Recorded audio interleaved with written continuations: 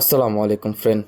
Malaysian প্রবাসী যারা আছেন তারা একটা বিষয় খুব ভালো করে জানেন যে মালয়েশিয়ায় যেই কোনো খাবার মনে করেন যে একটু মানে বাসি হলেই সেটার মধ্যে পোকা ধরে যায়। তো আমাকে আমার ফ্রেন্ড অর্ধেক কলা কেটে এনে দিছে। আমি এখন কাজ শেষ করে বুকিত বিনতাং থেকে আমি রুমে আসছি। তো কলাটা আমি না খেয়ে, যেহেতু আমার মোবাইল হচ্ছে S24 Ultra, এটার মধ্যে যেহেতু অনেকটা মাইক্রোস্কোপের মতো জুম করে সব কিছু দেখা যায়, তো এই কীড়া পোকাগুলো আসলে আপনার হচ্ছে যে খালি চোখে দেখা যাচ্ছিল না।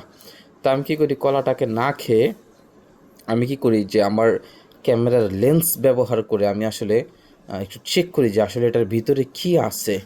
যেহেতু মালয়েশিয়াতে যে কোনো কিছু হালকা বাসি হলেই পোকা ধরে যায়, তো কলার মধ্যে কি আসলেও পোকা ধরে? তো আপনারা কিন্তু এরকম দেখেন হালকা একটু মজা, মানে মজা না কি বলে, যে একটু মুইতে গেছে বা আমি আসলে জানি না, বেশি পেকে গেছে এরকম কলা কিন্তু আপনারা অনায়াসে একদম ধুমধাম খেয়ে ফেলেন। ও আমাকে যে অবস্থায় না দিছে একদম ফ্রেশ, মানে যে কোনো কেউ খেয়ে ফেলবে। বাংলাদেশিরা সাধারণত এই ধরনের কলা একদম মানে খেয়ে ফেলে। দেখেন একটা জায়গার মধ্যে কয়েক হাজার কীরা, মানে এগুলো পুরাটা কিন্তু কীরা। হ্যাঁ, এই যে লড়তেছে দেখছেন, কিছু নড়াচড়া করছে আবার কিছু করছে না। এই দেখেন, দেখতে পাচ্ছেন? ওই যে দেখেন। আচ্ছা, আমি 3x ঠিক আছে। সাইডের দোকানটা খেয়াল করছেন আপনি?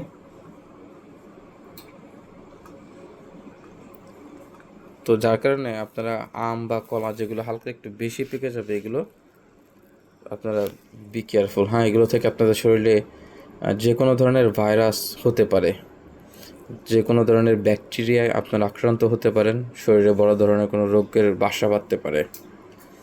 তো যার কারণে এই ধরনের কলা ফল টল খাবেন না। দেখেন অভাব নাই কিন্তু। হ্যাঁ, কিন্তু এমনি যদি আমি দেখাই, একদম ফ্রেশ। দেখেন একদম ফ্রেশ, মুখে দিলেই শেষ, কালকে পেট খারাপ হসপিটাল।